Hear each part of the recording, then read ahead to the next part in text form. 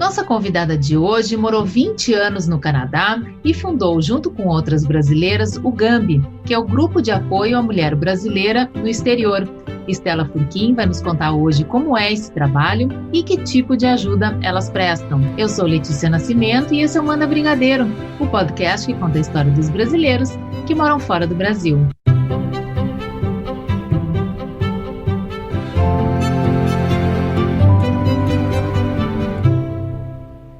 Stella, muito obrigada pela tua participação aqui no Manda Brigadeiro. Obrigada a você pelo convite, Letícia. Estou muito contente de estar aqui hoje. Stella, eu queria que você contasse um pouquinho, antes da gente falar do trabalho do GAMBI, como que você foi morar no Canadá e como você ficou tanto tempo lá, quer dizer, 20 anos, né? Conta um pouquinho dessa história. Isso, eu estava com uma necessidade incrível de tirar um tempo do Brasil, da minha vida, do jeito que estava, muito corrida em São Paulo, eu sou de São Paulo, capital, e trabalhava muitas horas por dia, não tinha muita vida social, e resolvi fazer um sabático, e fui para o Canadá, que eu já conhecia Montreal, por uma amiga que é canadense de Montreal, tinha ido ao casamento dela, e a partir dali, uma coisa foi puxando a outra, fui fazer um curso de francês, daí gostei, fiquei mais um tempo, e conheci uma pessoa que acabei me casando, e uma coisa foi puxando a outra, quando eu vi, eu tinha ficado 20 anos no Canadá, deles 19 em Montreal e 1 ano em Toronto. Stella, e quando você estava em São Paulo, você falou que você trabalhou numa empresa que atendia, né, imigrantes de fora do Brasil que iam trabalhar, estrangeiros que iam trabalhar no Brasil. Ter contato com essa experiência de expatriados te ajudou um pouco quando você foi estrangeira no Canadá? Certamente me ajudou. No Brasil eu trabalhava com imigração, a gente fazia a parte das empresas, né, que também acabava tendo contato com os expatriados, que iam trabalhar nessas empresas brasileiras de capital estrangeiro, mas sim, eu tive bastante contato com gente de todos os lugares do mundo e tive uma ideia do que era ser expatriada e como que a cultura pode afetar o seu dia a dia, né, uma cultura diferente pode afetar. Isso não te intimidou nem nada? Inicialmente eu não pensava em ficar, né, no Canadá ou em qualquer outro lugar. Eu não me enxergava morando fora do Brasil. Eu achava que não ia me acostumar. E no decorrer da coisa, né, uma situação foi puxando a outra, eu fui ficando. E, na verdade, me acostumei muito bem fora do Brasil e acabei não sentindo falta dos lugares ou da vida do Brasil. Sinto falta das pessoas do Brasil, claro, né? Uhum. Mas não do que me incomodava no Brasil, que mudou fora, principalmente a violência, que eu sentia muito medo em São Paulo e tal, foi um fator enorme para mim, para me adaptar muito bem fora. Uhum. Uhum.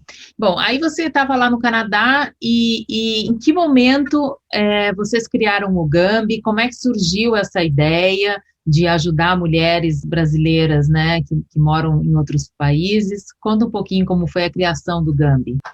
O GAMBI foi algo que surgiu organicamente, eu e algumas outras mulheres também expatriadas. As outras 3 cofundadoras moram na Itália. Foi alguma coisa que aconteceu muito naturalmente. Eu fazia vários eventos, atividades em Montreal para a cultura, para a comunidade brasileira em Montreal. Uhum. E acabei ficando com uma pessoa que era meio referência, alguma dúvida perguntavam para mim. Nisso comecei a ajudar pessoas que estavam com algumas dificuldades, em posições vulneráveis. Uhum. Acabou com a mídia social, acabei ficando conhecida no Orkut primeiro, depois no Facebook. Foi meio que uma sequência de situações. Eu acabei conhecendo essas outras pessoas que faziam meio que a mesma coisa, mas na Itália. Uhum. E nós nos conhecemos, estávamos bem alinhadas nas nossas ideias. E percebemos que existia muita situação de vulnerabilidade de mulheres brasileiras no exterior e resolvemos focar nesse nicho de ajudar somente mulheres e, na grande maioria, as pessoas que vêm para o GAMI para pedir ajuda são mulheres que são casadas com estrangeiros. Isso que eu ia te perguntar, que tipo de situação vulnerável essas mulheres se encontram? Bom, a maior parte das pessoas que procuram o GAMI, dessas mulheres que procuram o GAMI, elas estão em situação de violência doméstica ou somente numa situação de divórcio e custódia da criança.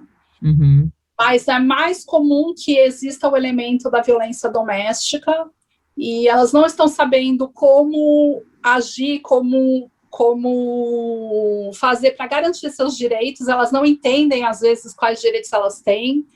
Existe um grande número de mulheres que estão indocumentadas também, o que contribui ainda mais para a vulnerabilidade delas, mas a maior parte é uma situação financeira que acaba não permitindo com que elas tenham muitas ideias sobre os seus próprios direitos e acabam procurando a gente para recomendações jurídicas. E essas mulheres, por exemplo, no teu caso, né, que conhecia bem as mulheres que estavam no Canadá, em Montreal, elas imigravam porque elas conheciam alguém antes, ou elas iam tentar a vida no país sem saber muito bem, elas iam sozinhas, com a família? Existem todos os formatos, existem também casais brasileiros que imigram. Geralmente, os casos são de que a mulher vai como acompanhante do marido que está indo para algum tipo de avanço na carreira dele, ou temporário ou permanente. Também tem pessoas que conheceram os parceiros, né, os futuros parceiros online, porque tem, né, muitos sites de relacionamento. Tem pessoas que conheceram o estrangeiro lá no Brasil mesmo, quando estavam de férias, e depois mantêm um relacionamento à distância e vão para o país do estrangeiro com promessas, né, do relacionamento, ou casamento, família, etc. E dali também a coisa vai se desenrolando, né?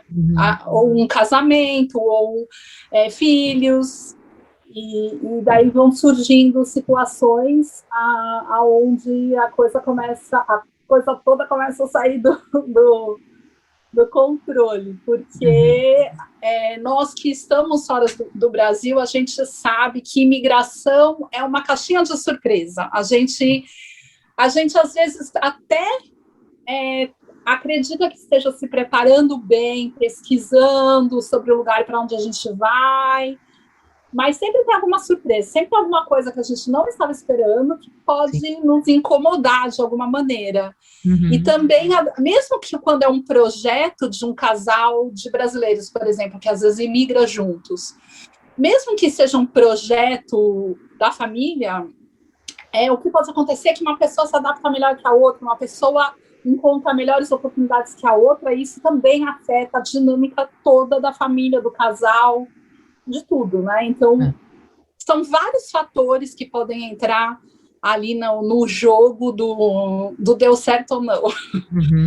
Oi, Estela, e são muitas mulheres que pedem ajuda? Vocês têm um dado, assim, de quantas mulheres por mês, por ano, ou nesse período? Para você ter uma ideia, o ano passado nós tivemos, no GAMI, né, vou falar só do GAMI, porque nós somos vários grupos parecidos, né, na Europa, no Canadá, nos Estados Unidos. Só no GAMI nós tivemos um número, o ano passado foram 46 mulheres no ano, e esse ano a gente já teve 26 só até agora, só até metade de abril. Que coisa. E que tipo de ajuda elas pedem? De que forma vocês fazem esse aconselhamento?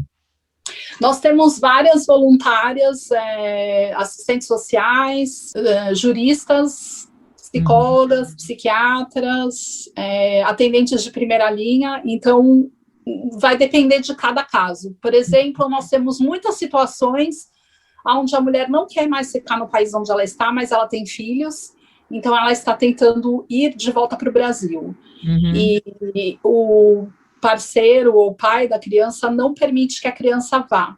Então, muitas mulheres vêm tentar entender, ou algumas nos procuram quando já saíram do país, estão num processo que é um processo de um tratado internacional, que comumente a gente chama de AIA, que é um parágrafo onde trata da subtração internacional de menor, que é o que acaba acontecendo quando um genitor sai do país onde mora com a família, só com a criança, e muda a criança para outro país. São histórias difíceis. Sim, são histórias muito difíceis, porque são histórias, às vezes, que têm o elemento de violência. Muitas vezes as mulheres têm medo de fazer denúncia, porque o entendimento também, até jurídico, né, da custódia, a custódia compartilhada no exterior é muito diferente do Brasil.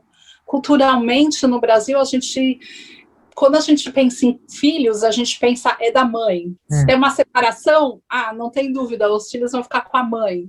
Mas no exterior nem sempre é assim. E na Europa é muito também comum que, se o casal ou se os genitores não têm não são considerados aptos a cuidar da criança, que ela também seja colocada numa família de acolhimento. Então, são vários fatores, várias histórias que as pessoas ouvem. Então, às vezes elas não sabem a realidade, como é a compreensão, elas não falam a língua, né? Tem pessoas que estão há muitos anos em algum país e elas não falam a língua local. Sim. Isso contribui também para que a pessoa não compreenda seus próprios direitos ou saiba buscar ajuda. E nós temos também esse tipo de pessoa que vem para a gente. Que coisa, é impressionante esse trabalho. Eu sei que aqui em Londres tem também pessoas que fazem esse apoio, e você conta com o trabalho de voluntários, né? Isso é uma coisa também importante de falar, né, Estela? Sim, hoje nós somos 21 voluntários no total. Nós começamos com 4, que éramos eu e as outras 3 cofundadoras. Hoje nós temos a ajuda de várias assistentes sociais, todas voluntárias, todas brasileiras, todas expatriadas. Algumas ajudam a gente a navegar pelo sistema local de onde elas moram, como algumas assistentes sociais, por exemplo, psicólogas, psiquiatra, que ajudam com projetos de grupos de acolhimento ou de atendimento mesmo individualizado em algumas situações onde a mulher se encontra numa situação de extrema vulnerabilidade emocional, não fala a língua ou não tem documentação adequada para poder ter o serviço do país onde elas moram. Me diz uma coisa, o consulado brasileiro auxilia? Qual é o papel do consulado? Não é parte da missão da diplomacia brasileira, das representações brasileiras, dar apoio jurídico nesses casos de divórcio, por exemplo, em casos civis. Alguns locais, como, por exemplo, o Consulado de Roma abriu uma parte, né, uma pasta, digamos assim, para casos de violência doméstica, onde eles têm um auxílio maior, uma clínica jurídica, mas não são todos. E muitas vezes, inclusive, temos pessoas que ficam em situação de rua com criança menor, que são brasileiros, e nós temos que entrar com pedido de ajuda da embaixada local ou do consulado brasileiro local para amparar esses brasileiros que estão nessa situação, e dependendo do local, a gente tem uma certa dificuldade de acessar o sistema também. Que coisa! Porque a gente tem essa imagem, né, da imigração, algumas vezes, de que é um mar de rosas. E na verdade, pode até ser um mar de rosa para algumas pessoas, mas para outras não é, né? Então, enxergar essa realidade deve ser Interessante também, é um outro ponto de vista, né? Mudou um pouco a tua ideia sobre imigração, Estela? Conviver com esses casos todos? Olha, o que mudou para mim, Letícia, é que quando eu vejo uma pessoa falar que conheceu alguém pela internet, quer mudar, eu falo, olha, assegure-se da maneira, né, que você possa para ter certas garantias que não são garantias legais, mas um pouco você já começa a perceber o terreno. E Uhum. também a gente fala no Gambi muito sobre amor romântico, entendeu? As pessoas têm essa ideia romântica de viver no exterior é meio que virar uma princesa Disney, né? Vai casar com o príncipe encantado e vai resolver todos os problemas da vida. E não é assim, porque imigrar é difícil. Uhum. Imigrar com tudo, né, com um relacionamento super bom e acolhedor já é difícil, porque tem a questão cultural, tem a questão da língua, você tem que se integrar. Às vezes você não consegue se integrar na sua carreira, tem que fazer algum trabalho que você não gostaria de estar fazendo. Ou Sim. você precisa aprender uma língua que às vezes não é tão fácil. Algumas pessoas imigram já falando um inglês ou um francês, mas às vezes você vai migrar para um lugar como a Finlândia, onde a língua é completamente diferente, É. ou para a Alemanha, né? Não um país de língua latina, onde existe até uma certa facilidade maior para você aprender a língua, mas Sim. também aprender para se comunicar na rua é uma coisa, aprender para trabalhar é outra coisa. Outra coisa que eu sempre falo, né, para as pessoas no Gambi que vêm até a gente, imagina um relacionamento dentro da mesma cultura já tem os seus desafios, né? Um relacionamento binacional, de um casal binacional, você só está colocando alguns desafios a mais. Uhum. Pode dar certo? Claro que pode dar certo. É um risco. Sim. É um risco que a gente corre, né?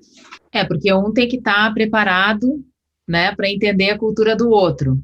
E nem sempre a pessoa está disposta a isso, né? Falando Exato. sobre entender a cultura do outro, além de tudo isso, tem a questão do xenofobismo, né? Com relação aos imigrantes, que eu imagino, não sei, agora você pode nos dizer, como é que, por exemplo, a polícia, vamos falar mais do Canadá, que você tem a sua experiência. Se tem um caso de violência doméstica, a polícia acredita naquela mulher brasileira, ou eles já, é brasileira, já tratam mal? Como é essa questão com o fato das autoridades locais enxergarem o imigrante? Eu diria para você que dentro da minha experiência de 6 anos de Gambi, lidando com bastante situação de polícia e com as juristas voluntárias, eu aprendi muita coisa nesses anos. Então, eu acabo compreendendo muito do que está no documento, né? Então, uma coisa que eu aprendi a duras penas, até pela minha própria experiência pessoal também, é que mulher e criança é cidadão de segunda classe na polícia, no sistema judiciário. É uma verdade que a gente não está muito a fim de falar, porque é muito inconveniente, mas é uma verdade, acontece em todos os países, e você coloca ali uma intersecção a mais, que é a mulher ser imigrante, e muitas vezes ela ser racializada, né? Porque algumas mulheres vão ser menos racializadas que outras, que são imigrantes, mas algumas vão sentir isso muito mesmo à flor da pele. Talvez não no dia a dia, mas no momento onde tem a polícia ou a intervenção jurídica ou de assistência social também, às vezes.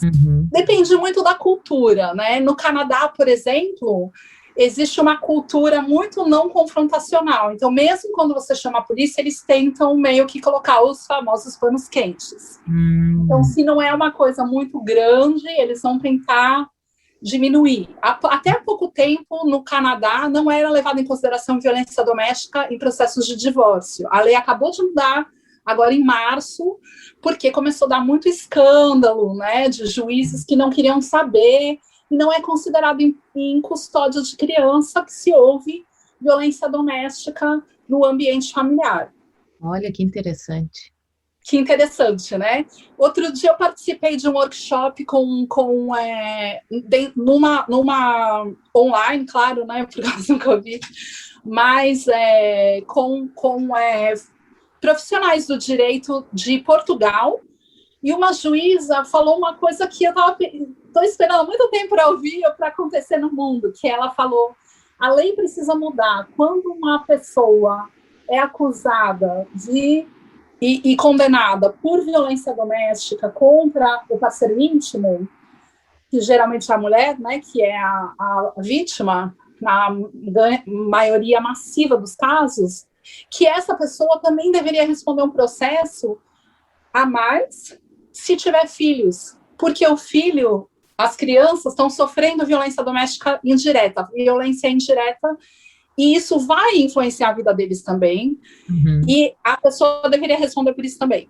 Então, agora está começando a mudar a visão, não sei quanto tempo vai demorar para mudar na prática.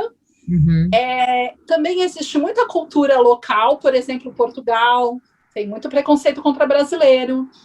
Portugal não remove o agressor, vamos supor que exista a violência doméstica física dentro de uma casa, quem é removida é a mulher e as crianças, não o agressor. Olha só. Em algumas outras culturas existe a remoção do agressor, mas às vezes é só por 24 horas, 48 horas. Ou seja, o que você faz depois, né? Se você não tem emprego, você não tem outra casa, você tem filhos, para onde você vai?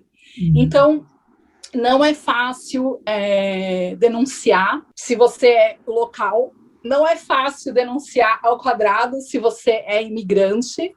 Em alguns lugares não é fácil você denunciar se você é imigrante e se você é racializada. E também depende muito do entendimento local. Às vezes tem uma lei que criminaliza a violência psicológica, mas na prática as pessoas consideram violência doméstica violência física. Aqui mesmo na Holanda, quando eu mudei para cá, a primeira coisa que eu fiz foi tentar ligar num centro de ajuda governamental, e eles falavam de violência doméstica como violência física somente, apesar de que na lei existe a menção de que violência psicológica também é crime. Por aí você vai vendo que mesmo em países onde você considera melhor e mais protegida a mulher ou a criança, na prática, não é tão simples assim navegar pelo sistema e fazer a coisa acontecer. Então, se você já está numa situação onde você não domina a língua, não entende seus direitos, não conhece a lei, porque você também tem aquele elemento da pessoa que está te dominando ali na situação de violência, às vezes psicológica, que a pessoa está falando para você: se você denunciar, você vai perder o seu filho, se você denunciar, você vai ser deportada. Então, tem todo esse terrorismo emocional acontecendo também. Porque a gente sabe, quando tem a violência, né, contra a mulher no Brasil, por exemplo, que é tão difícil, ainda assim é tão difícil das mulheres denunciarem. Você talvez tenha familiares por perto, ou amigos, né? Você tira essa pessoa de contexto e coloca num outro país, que nem você, né, você falou, a situação é mais grave ainda, né? A pessoa fica mais vulnerável, né? Estela, você comentou agora que você está morando na Holanda. Isso. Você continua com o trabalho do Gambi, mas você também já está aí na Holanda tentando montar um grupo, se inteirando também dessas questões. Como é que está agora a tua vida aí? O Gambi, ele não funciona só no Canadá, o Gambi funciona no mundo inteiro. A gente já atuou em 21 países, porque nós atuamos eu achei que era no Canadá e na Itália. Então tá. Não, nós atuamos já em 21 países, inclusive participamos de um resgate a uma mulher brasileira que estava na Jordânia, num casamento onde ela estava sofrendo muita violência física e não conseguia escapar. Nós atendemos online, as psicólogas fazem sessões, grupos de acolhimento, tudo, nada é presencial. Ah, tá. Então pode fazer do mundo todo. Do mundo todo. A gente já ajudamos mulheres brasileiras na América do Sul, na América do Norte, na Ásia. qualquer lugar onde estiver precisando, a gente pode ou ajudar a acessar a rede local, ou a gente pode ajudar com recomendações jurídicas e um atendimento psicológico. Bom, e isso mostra também que é uma questão do mundo todo, né? Que basta ter uma mulher numa situação... E é uma questão que afeta qualquer extrato socioeconômico. Tem pessoas que acreditam que são pessoas mais simples que sofrem violência doméstica, mas não é verdade. Isso acontece em todos os estratos da sociedade.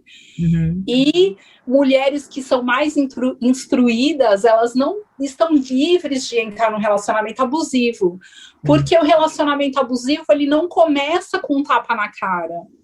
Se fosse assim, ia ser fácil. Você já identificava. Né? Não é assim, é uma coisa gradual. Existe o ciclo da violência doméstica, que a gente fala, que é o ciclo onde você tem o momento da lua de mel, onde a pessoa tenta resgatar os momentos bons, mostrar que vai mudar, né, fazer promessas que não vão acontecer. E daí vai entrar naquele momento de tensão novamente e da explosão, que é não necessariamente uma violência física.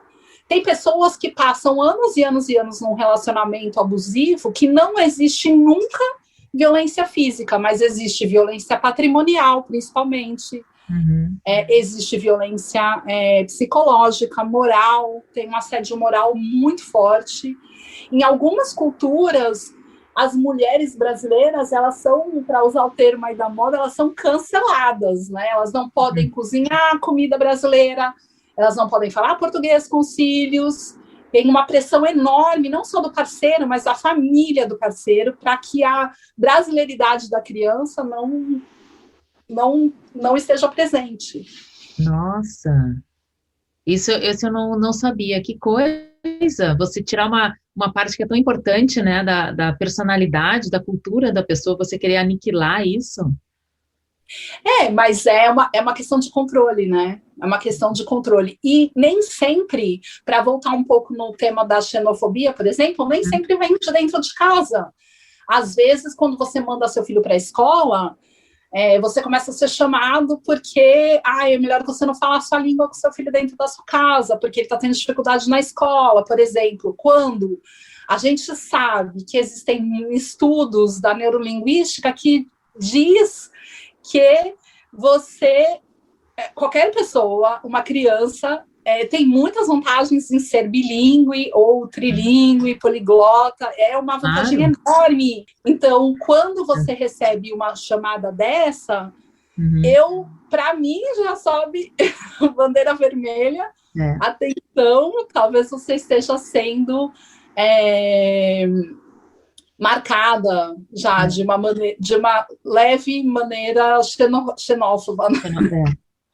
Agora você falou e eu lembrei, tem uma amiga de uma amiga, aquelas histórias, né? Amiga de uma amiga, porque eu conheço, e que ela é uma brasileira, casada com um alemão e moram aqui em Londres, então eles falam 3 línguas, né? E chegou um momento na escola que disseram para ela que o menino tinha que parar de falar português. Exatamente essa situação, é verdade, é real isso. Eu não tinha me dado conta agora que você estava falando, eu falei, puxa vida, mesma situação dessa conhecida. Exatamente. E acontece muito. E tem pessoas que não enxergam que isso é, de uma certa maneira, uma ação xenófoba por parte da escola, porque pessoas não são preparadas, né? Então, porque tudo funciona com recursos humanos e as pessoas têm seus vieses ali na hora de tomar decisões.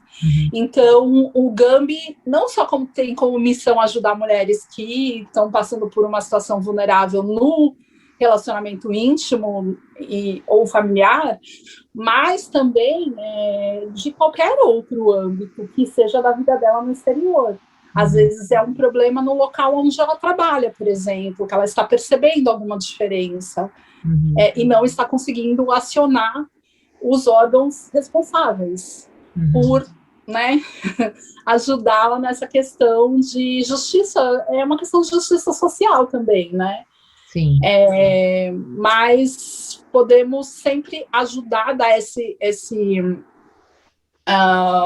essas recomendações, verificar como funciona na lei local, ou acionar uma rede local. Se a pessoa está documentada e fala a língua, nós tentamos conectá-la com a rede local, porque vai ser muito mais interessante do ponto de vista de ajuda para ela, Sim, do que através da gente, que nem sempre somos no país, porque muitas vezes tem um entendimento cultural também, que é um grande fator na ajuda.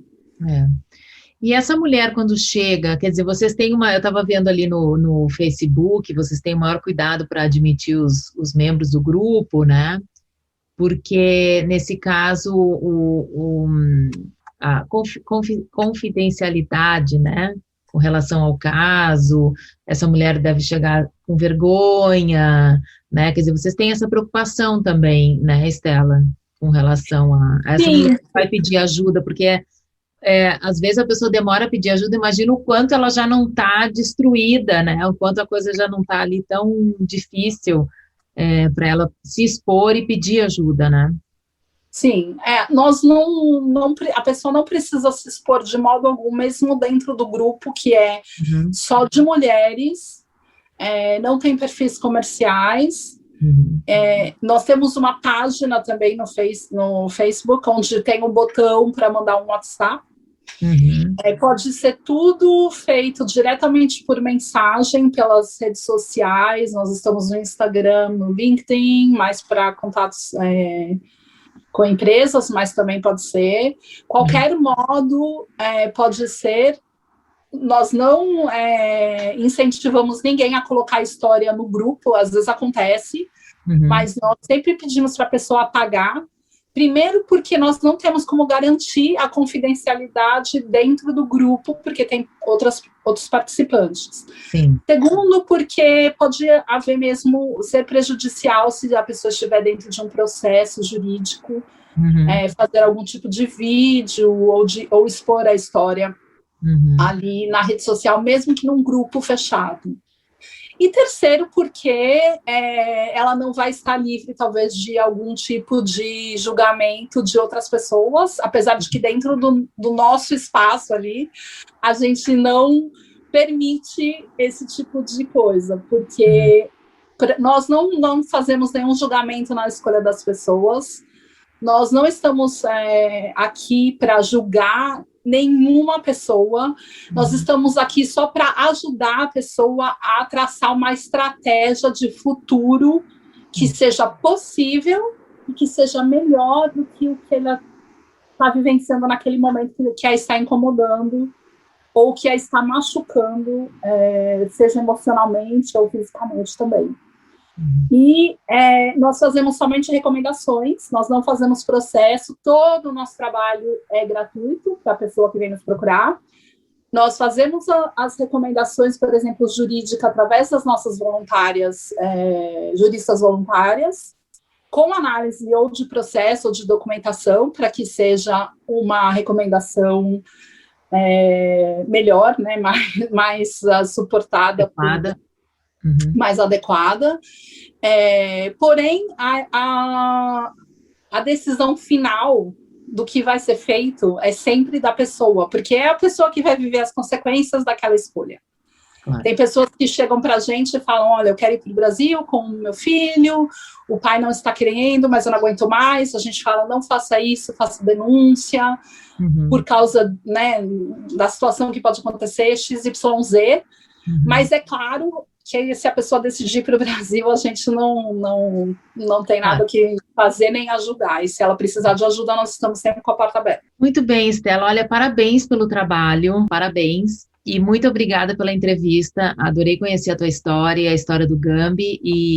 Então, eu já vou colocar também aqui na descrição do vídeo o endereço de vocês, para que se alguém quiser entrar em contato, tá bom? Muito obrigada. Obrigada a você. O programa de hoje fica por aqui e até a semana que vem.